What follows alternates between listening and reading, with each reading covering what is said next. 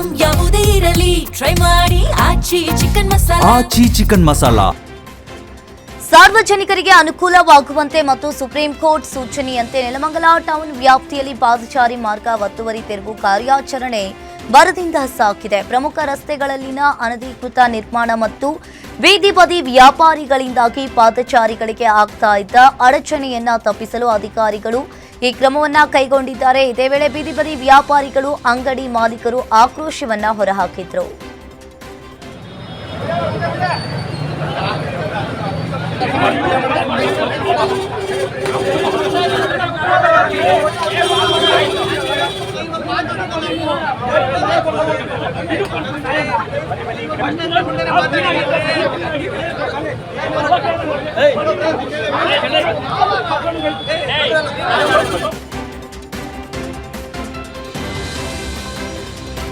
ಶಿವಮೊಗ್ಗದ ಅರಣ್ಯ ಸಂಶೋಧನಾ ಕೇಂದ್ರದಲ್ಲಿ ಸಹಾಯಕ ಅರಣ್ಯ ಸಂರಕ್ಷಣಾ ಅಧಿಕಾರಿಯಾಗಿ ಸೇವೆ ಸಲ್ಲಿಸ್ತಾ ಇರುವ ಕಿರಣ್ ಅಂಗಡಿ ಅವರಿಗೆ ಸೇರಿದ ಧಾರವಾಡ ಮತ್ತು ಶಿವಮೊಗ್ಗದ ಒಟ್ಟು 5 ಸ್ಥಳಗಳ ಮೇಲೆ ಏಕಕಾಲಕ್ಕೆ ದಾಳಿ ನಡೆದಿದೆ. ಧಾರವಾಡದ ಲೋಕ ಎಸ್ಪಿ ಸಿದ್ದಲಿಂಗಪ್ಪ ಹಾಗೂ ಶಿವಮೊಗ್ಗದ ಲೋಕಾಯುಕ್ತ ಇನ್ಸ್ಪೆಕ್ಟರ್ ವೀರಬಸಪ್ಪ ಕುಶಲಾಪುರ್ ಮತ್ತು ಡಿವೈಎಸ್ಪಿ ಚಂದ್ರಶೇಖರ್ ನೇತೃತ್ವದಲ್ಲಿ ಈ ಕಾರ್ಯಾಚರಣೆ ನಡೆದಿದೆ. ಧಾರವಾಡದ ದೊಡ್ಡನಾಯಕನಕೊಪ್ಪ ಬಡಾವಣೆಯಲ್ಲಿರುವ ಐಷಾರಾಮಿ ಮನೆ, ಅಳ್ನಾವರ್ ರಸ್ತೆಯಲ್ಲಿರುವ ಫಾರ್ಮ್ ಹೌಸ್, ಇಂಡಸ್ಟ್ರಿಯಲ್ ಏರಿಯಾದಲ್ಲಿರುವ ಫ್ಯಾಕ್ಟರಿ ಹಾಗೂ ಅವರ ಸೋದರ ಮಾವನ ಮನೆಗಳ ಮೇಲೆ ದಾಳಿಯನ್ನ ಮಾಡಿ ಶೋಧವನ್ನ ನಡೆಸಲಾಯಿತು. ಬಿಡದಿ ಟೌನ್ಶಿಪ್ ಯೋಜನೆಯ ಪರ ಹಾಗೂ ವಿರೋಧವಿರೋ ರೈತರ ಹೋರಾಟದ ನಡುವೆ ಮಾಗಡಿ ಶಾಸಕ ಎಚ್.ಸಿ. ಬಾಲಕೃಷ್ಣ ನೇತೃತ್ವದಲ್ಲಿ ಸಭೆ ನಡೆಸಲಾಯಿತು. ಇನ್ನು ರಾಮನಗರದ ಕಂದಾಯ ಭವನದಲ್ಲಿರೋ ಗ್ರೇಟರ್ ಬೆಂಗಳೂರು ಅಭಿವೃದ್ಧಿ ಪ್ರಾಧಿಕಾರದ ಕಚೇರಿಯಲ್ಲಿ ಸಭೆ ನಡೆಸಲಾಯಿತು. ಇನ್ನು ಭೂಮಾಲೀಕರು ಹಾಗೂ ರೈತ ಮುಖಂಡರು ಸಭೆಯಲ್ಲಿ ಭಾಗಿಯಾಗಿದ್ದರು.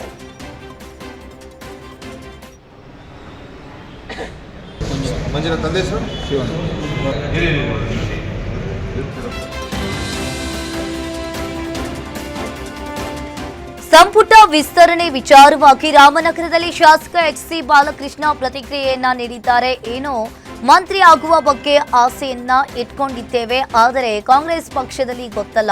ದೆಹಲಿಯಲ್ಲಿ ಬರೆದು ಕಳಿಸಿದ್ರೆ ಇಲ್ಲಿನ ಲೀಡರ್ಗಳು ಹೊಡೆದು ಹಾಕ್ತಾರೆ. ಏನು ಮಾಡಕ್ಕಾಗಲ್ಲ. ಎಲ್ಲ ಪಕ್ಷಗಳಲ್ಲಿ ಇದೇ ಸಮಸ್ಯೆ ಇದೆ. ಮೇಲಕ್ಕೆ ಎತ್ತುವವರು ಕಾಲು ಎಳೆಯುವವರು ಜಾಸ್ತಿ ಇದ್ದಾರೆ. ಅದೇ ರಾಷ್ಟ್ರೀಯ ಪಕ್ಷದ ಗಮ್ಮತ್ತು. ಸಿಎಂ ಯಾರಿಗೂ ಭರವಸೆಯನ್ನ ಕೊಟ್ಟಿಲ್ಲ. ಎಲ್ಲ ಹೈಕಮಾಂಡ್ನಲ್ಲೇ ತೀರ್ಮಾನ ಆಗೋದು ಅಂತ ಹೇಳಿದ್ರು.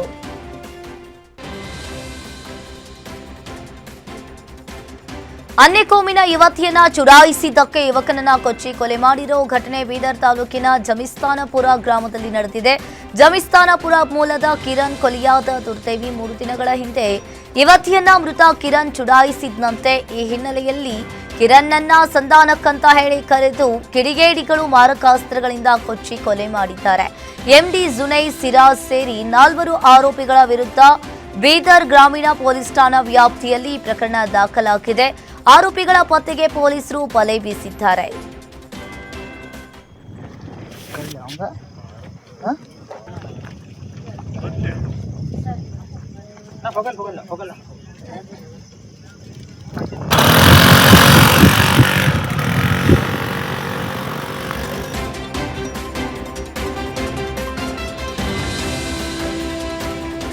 ಹೆಲ್ಮೆಟ್ನಿಂದ ಹೊಡೆದು ಪತ್ನಿಯನ್ನ ಕೊಲೆ ಮಾಡಿರುವ ಘಟನೆ ಹುಬ್ಬಳ್ಳಿಯ ತಾರಿಹಾಳ ಗ್ರಾಮದಲ್ಲಿ ನಡೆದಿದೆ. ನಾಗರತ್ನ ಹಳೆಮನಿ ಪತಿಯಿಂದಲೇ ಕೊಲೆಯಾದ ದುರ್ದೈವಿಯಾಗಿದ್ದಾನೆ. ಶಿವರಾಜ್ ಪತ್ನಿಯನ್ನೇ ಕೊಲೆ ಮಾಡಿದ ಪಾಪಿ ಪತಿ. ಕಳೆದ ಫೆಬ್ರವರಿಯಲ್ಲಿ ಇವರಿಬ್ಬರು ದಾಂಪತ್ಯ ಜೀವನಕ್ಕೆ ಕಾಲಿಟ್ಟಿದ್ರು.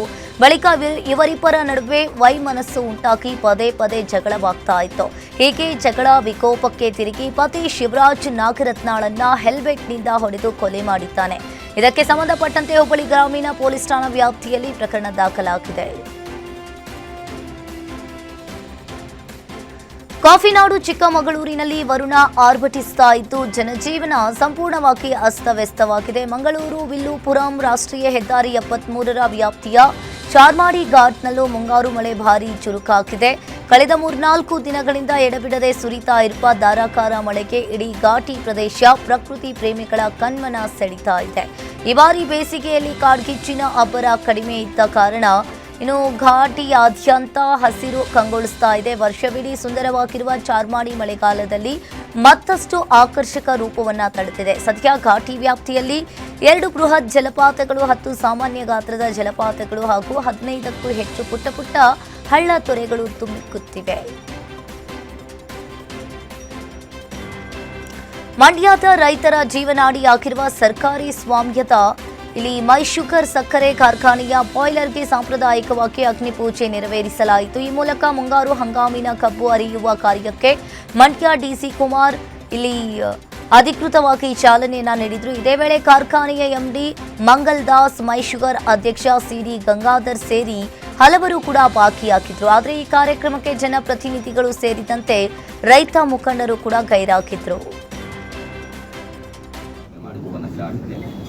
ಗಂಗೆ ತುಲಾದೇವ ಗೋದಾವರಿ ಸರಸ್ವತಿ ನರ್ಮದಾ ಸಿಂಧು ಕಾವೇರಿ ಜಲೇಸ್ಮಿನ್ ಸನ್ನಿಧಿಂ ಗುರೋಃ ಪೂರ್ವಸ್ವಃ.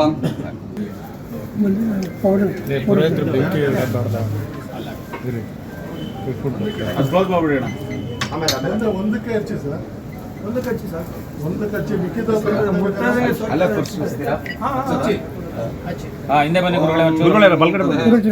ರಾಜಾವರಣೋ ದೇವೋ ರಾಷ್ಟ್ರಂ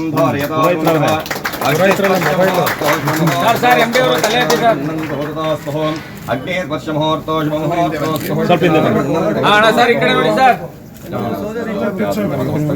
ಮಂಗಲ್ದಾಸ್ ಸರ್.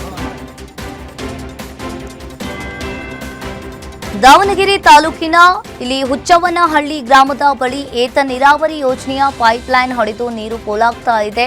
ಇನ್ನು ಸಾಸ್ಪೆಹಳ್ಳಿ ಏತ ನೀರಾವರಿ ಯೋಜನೆ ಅಡಿಯಲ್ಲಿ ಕೆರೆ ನೀರು ತುಂಬಿಸುವ ಯೋಜನೆ ಇದಾಗಿದ್ದು, ಕಳೆದ 2 ದಿನಗಳಿಂದ ಪೈಪ್ಲೈನ್ ಹೊಡೆದು ನೀರು ಪೋಲಾಗ್ತಾ ಇದೆ. ಇನ್ನು 10 ಕ್ಯೂಸೆಕ್ಸ್ ನೀರು ಪೋಲಾಗ್ತಾ ಇದ್ರೂ ಕೂಡ ಕ್ರಮ ಕೈಗೊಳ್ಳದ ಅಧಿಕಾರಿಗಳ ವಿರುದ್ಧ ಸ್ಥಳೀಯರು ಆಕ್ರೋಶವನ್ನ ವ್ಯಕ್ತಪಡಿಸಿದ್ದು, ಕೂಡಲೇ ಪೈಪ್ಲೈನ್ ಸರಿಪಡಿಸುವಂತೆ ಆಗ್ರಹಿಸಿದ್ದಾರೆ.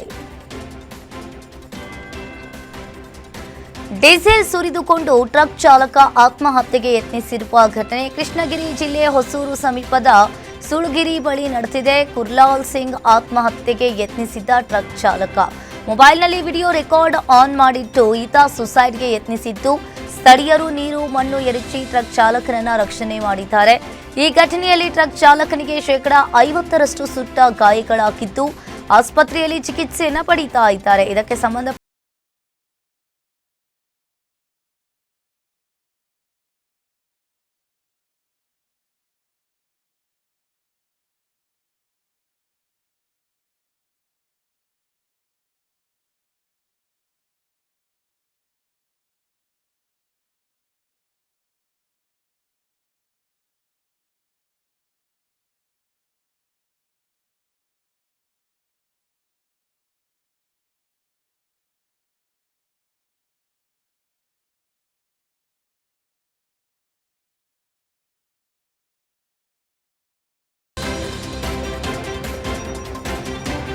ಅನುಮಾನಾಸ್ಪದ ರೀತಿಯಲ್ಲಿ ವಸತಿ ಶಾಲೆ ವಿದ್ಯಾರ್ಥಿ ಸಾವು ಹಿನ್ನೆಲೆಯಲ್ಲಿ ಇಲ್ಲಿ ಸ್ಟರ್ಲಿಂಗ್ ವಸತಿ ಶಾಲೆಯಿಂದ ಮಕ್ಕಳನ್ನ ಪೋಷಕರು ಕರೆದುಕೊಂಡು ಹೋಗ್ತಾ ಇದ್ದಾರೆ. ಬೆಂಗಳೂರು ಉತ್ತರ ತಾಲೂಕಿನ ಕಾಡಯರಪ್ಪನಹಳ್ಳಿಯ ಸ್ಟರ್ಲಿಂಗ್ ಇಂಗ್ಲಿಷ್ ವಸತಿ ಶಾಲೆಯಲ್ಲಿ 6ನೇ ತರಗತಿ ಓದ್ತಾ ಇದ್ದ ಗುರುಕಿರಣ್ ಎಂಬ ವಿದ್ಯಾರ್ಥಿ ಅನುಮಾನಾಸ್ಪದವಾಗಿ ಮೃತಪಟ್ಟಿದ್ದ ಪ್ರಕರಣ ಈಗ ಬೆಳಕಿಗೆ ಬರ್ತಾ ಇದ್ದಂತೆ ಎಚ್ಚೆತ್ತುಕೊಂಡ ಇತರೆ ಮಕ್ಕಳ ಪೋಷಕರು ವಸತಿ ಶಾಲೆಯಿಂದ ತಾವೇ ಖುದ್ದು ಮಕ್ಕಳನ್ನ ಕರೆದುಕೊಂಡು ಹೋಗಿದ್ದಾರೆ. ವಸತಿ ಶಾಲೆಯಲ್ಲಿನ ಬಹುತೇಕ ವಿದ್ಯಾರ್ಥಿಗಳು ಮನೆ ಕಡೆ ಪ್ರಯಾಣವನ್ನ ಬೆಳೆಸಿದ್ದಾರೆ.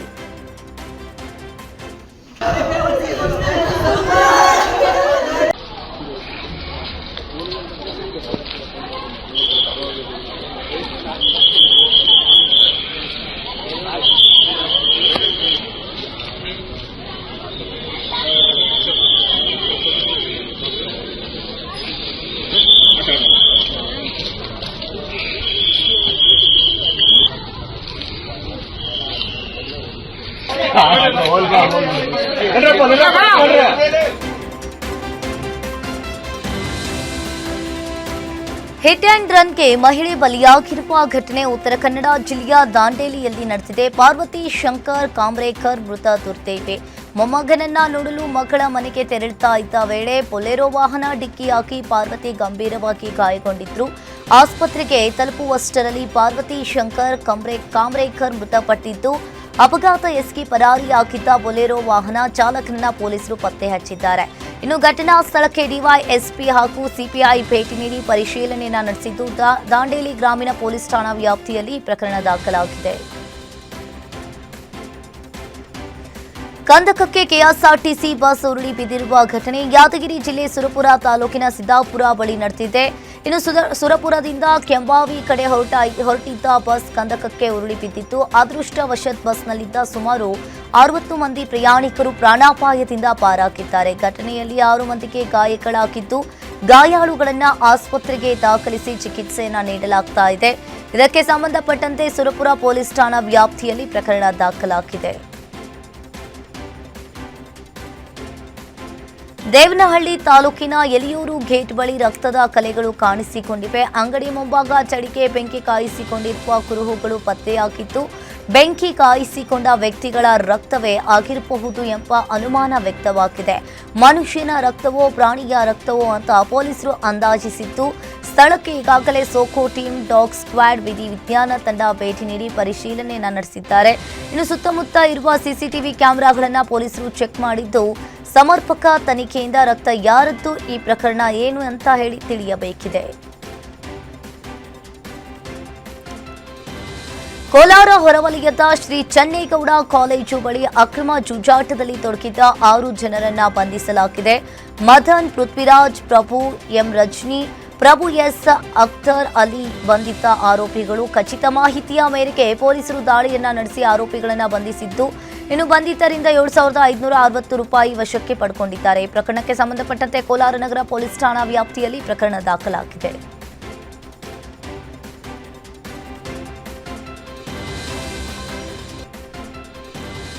ಶೋ ಒಳಗೆ ಮರಿ ನಾಗರ ಹಾವು ಪತ್ತೆಯಾದ ಘಟನೆ ನೆಲಮಂಗಲದ ಜನಪ್ರಿಯ ಲೇಔಟ್ನಲ್ಲಿ ನಡೆದಿದೆ. ಅಭಿಷೇಕ್ ಎಂಬುವವರ ಮನೆಯಲ್ಲಿ ಹಾವು ಕಾಣಿಸಿಕೊಂಡಿತ್ತು. ಶೋ ಹಾಕಿಕೊಳ್ಳುವ ವೇಳೆ ಹಾವು ಪೂಸ್ ಪೂಸ್ ಅಂತ ಹೇಳಿ ಶಬ್ದ ಮಾಡಿದೆ. ಸ್ನೇಕ್ ಅರುಣ್ ಅವರು ಇಲ್ಲಿ ಮರಿ ನಾಗರ ಹಾವನ್ನ ರಕ್ಷಿಸಿ ಶಿವಗಂಗೆ ಬೆಟ್ಟದ ಪ್ರದೇಶದಲ್ಲಿ ಬಿಟ್ಟಿದ್ದಾರೆ.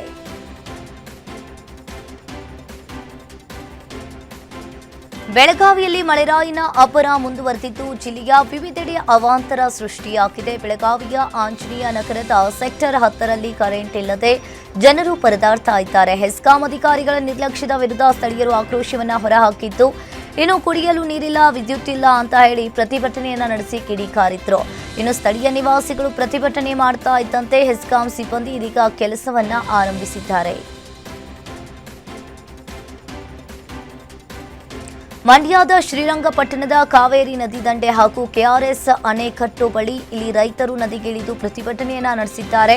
ಬೆಳೆಗಳಿಗೆ ನೀರು ಬಿಡದೆ ತಮಿಳುನಾಡಿಗೆ ನೀರು ಹರಿಸಲಾಗ್ತಾ ಇದೆ ಅಂತ ಆರೋಪಿಸಿ ರೈತರು ಆಕ್ರೋಶವನ್ನ ಹೊರಹಾಕಿದ್ದು ರೈತ ನಾಯಕ ನಂಜುಂಡೇಗೌಡ ನೇತೃತ್ವದಲ್ಲಿ ಭೂಮಿತಾಯಿ ಹೋರಾಟ ಸಮಿತಿ ರೈತರಿಂದ ಪ್ರತಿಭಟನೆ ನಡೆಸಲಾಯಿತು.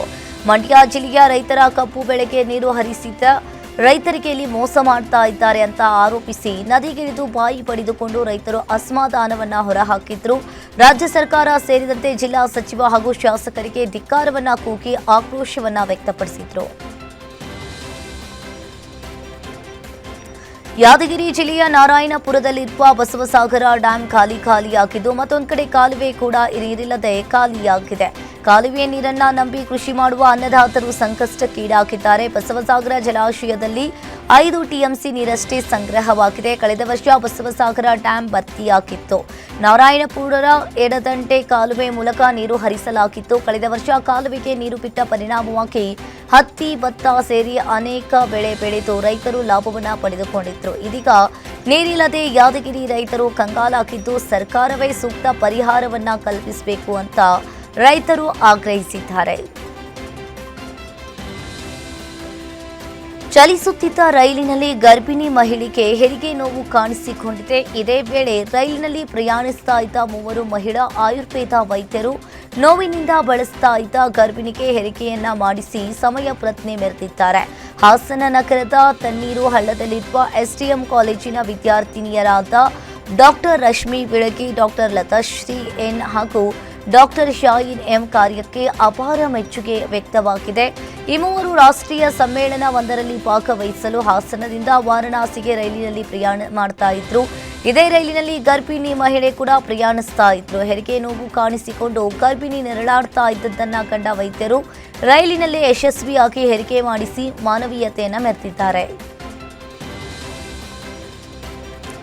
ರಾಯಚೂರಿನಲ್ಲಿ ಕೃಷ್ಣಾ ಭಾಗ್ಯ ಜಲ ನಿಗಮ ನಿಯಮಿತ ಕಾರ್ಯನಿರ್ವಾಹಕ ಇಂಜಿನಿಯರ್ ಬಸನಗೌಡ ವಿರುದ್ಧ ಲೋಕಾಯುಕ್ತರು ತನಿಖೆಯನ್ನು ತೀವ್ರಗೊಳಿಸಿದ್ದಾರೆ.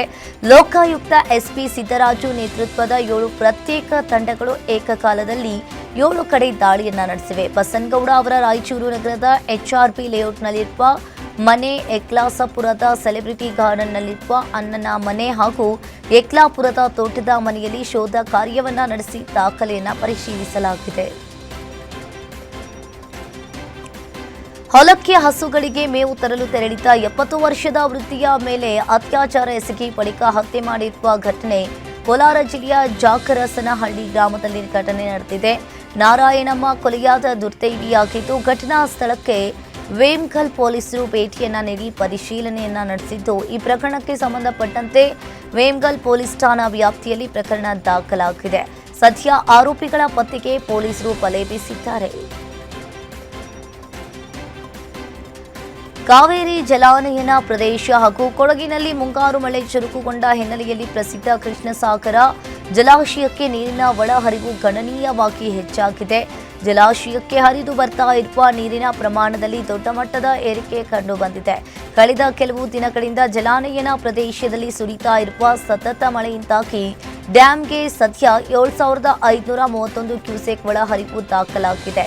ನಿನ್ನೆ ಕೇವಲ 5,734 ಕ್ಯೂಸೆಕ್ ಇದ್ದ ಒಳಹರಿವು ಈಗ ಸುಧಾರಿಸಿರುವುದು ರೈತರಲ್ಲಿ ಸಂತಸವನ್ನ ತಂದಿದೆ.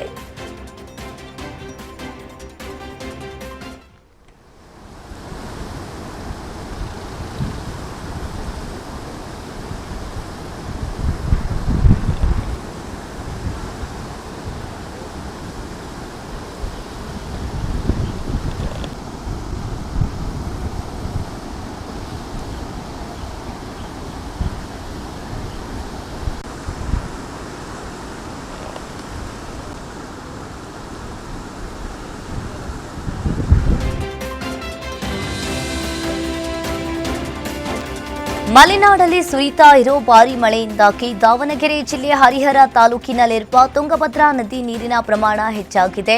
ತುಂಗಾ ಡ್ಯಾಂನಿಂದ ತುಂಗಭದ್ರಾ ನದಿಗೆ 3,000 ಕ್ಯೂಸೆಕ್ ನೀರು ಬಿಡಲಾಗಿದೆ. ಇನ್ನು ಕಳೆದ ವಾರವಷ್ಟೇ ಫುಲ್ ಖಾಲಿಯಾಗಿದ್ದ ನದಿಯಲ್ಲಿ ಇದೀಗ ನೀರು ತುಂಬಿಕೊಂಡಿದ್ದು, ರೈತರ ಮುಖದಲ್ಲಿ ಮಂದಹಾಸ ಮೂಡಿದೆ. ಸದ್ಯ ಜಿಲ್ಲೆಯಲ್ಲಿರುವ 22 ಕೆರೆಗಳಿಗೆ ನೀರು ತುಂಬಿಸುವ ಜಾಕ್ವೆಲ್ಗೂ ನೀರು ಶಿಫ್ಟ್ ಮಾಡಲಾಗಿದೆ.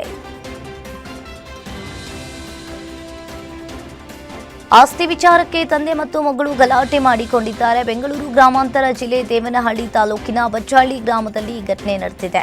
ಗಂಡನಿಂದ ದೂರ ಆಗಿ ತವರು ಮನೆಗೆ ಬಂದಿದ್ದ ಮಗಳು ಲಕ್ಷ್ಮಮ್ಮ ನನಗೆ ಆಸ್ತಿಯಲ್ಲಿ ಭಾಗ ಬೇಕು ಅಂತ ಪಟ್ಟು ಹಿಡಿದಿದ್ದಾಳೆ. ಉಳಿದ ಮಕ್ಕಳ ಬಳಿ ಮಾತನಾಡಿ ಭಾಗ ಮಾಡಿಕೊಡ್ತೀನಿ ತಂದೆ ಮುನಿಚಿನ್ನಪ್ಪ ಹೇಳಿದ್ದಾರೆ. ಆದರೆ ನನಗೆ ತಕ್ಷಣ ಭಾಗ ಬೇಕು ಅಂತ ಹೇಳಿ ಲಕ್ಷ್ಮಮ್ಮ ಪಟ್ಟು ಹಿಡಿದಿದ್ದು, ಇಬ್ಬರು ಗಲಾಟೆ ಮಾಡಿಕೊಂಡು ಪರಸ್ಪರ ಬಡಿದಾಡಿಕೊಂಡಿದ್ದಾರೆ. ತಂದೆ ಮಗಳು ಹೊಡೆದಾಡಿಕೊಂಡ ವಿಡಿಯೋ ವೈರಲ್ ಆಗಿದ್ದು, ಈ ಪ್ರಕರಣಕ್ಕೆ ಸಂಬಂಧಪಟ್ಟಂತೆ ವಿಶ್ವನಾಥಪುರ ಪೊಲೀಸ್ ಠಾಣಾ ವ್ಯಾಪ್ತಿಯಲ್ಲಿ ಪ್ರಕರಣ ದಾಖಲಾಗಿದೆ.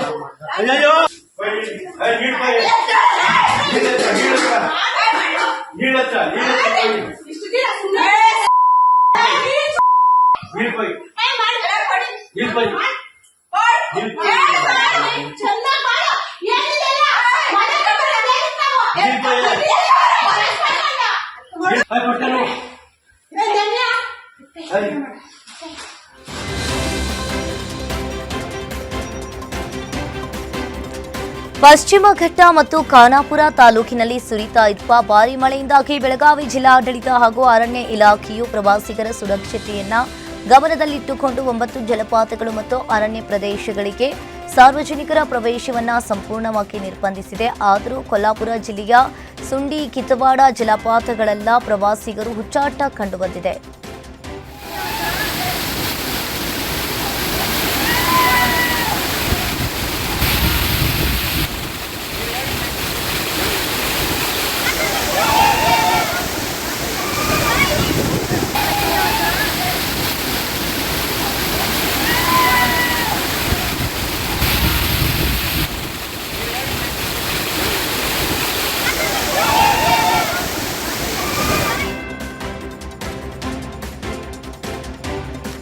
ಮಲೆನಾಡು ಭಾಗದಲ್ಲಿ ಸತತವಾಗಿ ಸುರಿತಾ ಇರುವ ಭಾರೀ ಮಳೆಯಿಂದಾಗಿ ತುಂಗಭದ್ರಾ ನದಿ ಉಕ್ಕಿ ಹರಿತಾ ಇದೆ. ಈ ಹಿನ್ನೆಲೆಯಲ್ಲಿ ದಾವಣಗೆರೆ ಜಿಲ್ಲೆಯ ಹರಿಹರ ತಾಲೂಕಿನ ಪ್ರಸಿದ್ಧ ಪುಣ್ಯಕ್ಷೇತ್ರ ಉಕ್ಕಡಗಾತ್ರಿ ಅಜ್ಜಯ್ಯನ ದೇವಸ್ಥಾನದ ಮುಂಭಾಗಕ್ಕೆ ನದಿಯ ನೀರು ನುಗ್ಗಿದೆ. ತುಂಗಭದ್ರಾ ನದಿ ಪಕ್ಕದಲ್ಲೇ ಉಕ್ಕಡಗಾತ್ರಿ ದೇವಸ್ಥಾನವಿದ್ದು ದೇವಸ್ಥಾನದ ಸ್ನಾನಘಟ್ಟ ಮುಳುಗಡೆಯಾಗಿದೆ. ಇನ್ನು ಸ್ನಾನಘಟ್ಟದ ಪಕ್ಕದಲ್ಲಿರುವ 10ಕ್ಕೂ ಹೆಚ್ಚು ಅಂಗಡಿಗಳು ಜಲಾವೃತವಾಗಿದ್ದು ದೇವಸ್ಥಾನದ ಆಡಳಿತ ಮಂಡಳಿ ಅಂಗಡಿಗಳನ್ನು ಸ್ಥಳಾಂತರ ಮಾಡಿಸಿದ್ದಾರೆ. ಇನ್ನು ನದಿ ಪಾತ್ರಕ್ಕೆ ಭಕ್ತರು ಹೋಗದಂತೆ ಎಚ್ಚರಿಕೆಯನ್ನ ನೀಡಲಾಗಿದೆ. ಮಹಾರಾಷ್ಟ್ರದ ಪಶ್ಚಿಮ ಘಟ್ಟ ಪ್ರದೇಶದಲ್ಲಿ ಮಳೆ ಆರ್ಭಟ ಮುಂದುವರೆದಿದೆ. ದೂದ್ಗಂಗಾ ನದಿಗೆ ಅಪಾರ ಪ್ರಮಾಣದ ನೀರು ಹರಿದು ಬರ್ತಾ ಇದ್ದು ಬೆಳಗಾವಿ ಜಿಲ್ಲೆ ನಿಪ್ಪಾಣಿ ತಾಲೂಕಿನ ಕರದಗ ಗ್ರಾಮದ ಬಂಗಾಳಿ ಬಾಬಾ ದೇವಸ್ಥಾನಕ್ಕೆ ಜಲ ದಿಗ್ಬಂಧನ ಉಂಟಾಗಿದೆ. ಇದೇ ಹಿನ್ನೆಲೆಯಲ್ಲಿ ದೇವಸ್ಥಾನದ ಪೂಜಾ ಕೈಂಕರ್ಯ ಸ್ಥಗಿತಗೊಂಡಿದೆ. ನದಿಗೆ ಇಳಿಯದಂತೆ ಜಿಲ್ಲಾಡಳಿತ ಸೂಚನೆಯನ್ನ ನೀಡಿದ್ರು. ಜನ ಕ್ಯಾರೆ ಅನ್ನದೆ ದೂದ್ಗಂಗಾ ನದಿ ತಟದಲ್ಲಿಯೇ ಬಟ್ಟೆ ಹಾಗೂ ಬೈಕ್ಗಳನ್ನು ತೊಳಿತಾ ಇದ್ದಾರೆ.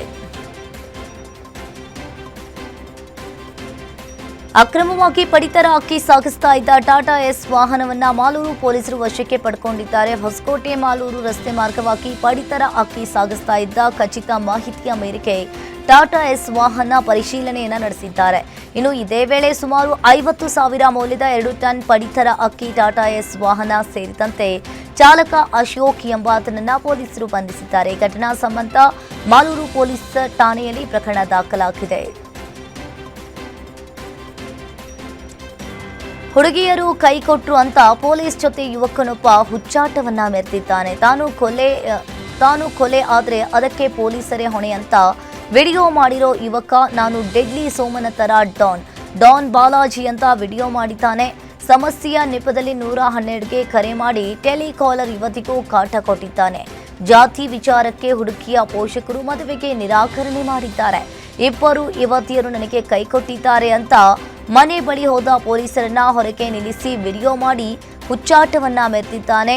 ಇನ್ನು ತನ್ನನ್ನು ಕೊಲ್ಲಲು ಪೊಲೀಸರು ಬಂದಿದ್ದಾರೆ ಅಂತ ಸುಳ್ಳು ಹೇಳಿ ವಿಡಿಯೋ ರೆಕಾರ್ಡ್ ಮಾಡಿದ್ದ ಯುವಕ ಬಾಲಾಜಿಯನ್ನ ಬಾಗಲೂರು ಪೊಲೀಸರು ಮನವೊಲಿಸಿ ರಿಹ್ಯಾಬ್ ಸೆಂಟರ್ಗೆ ಬಿಟ್ಟಿದ್ದಾರೆ.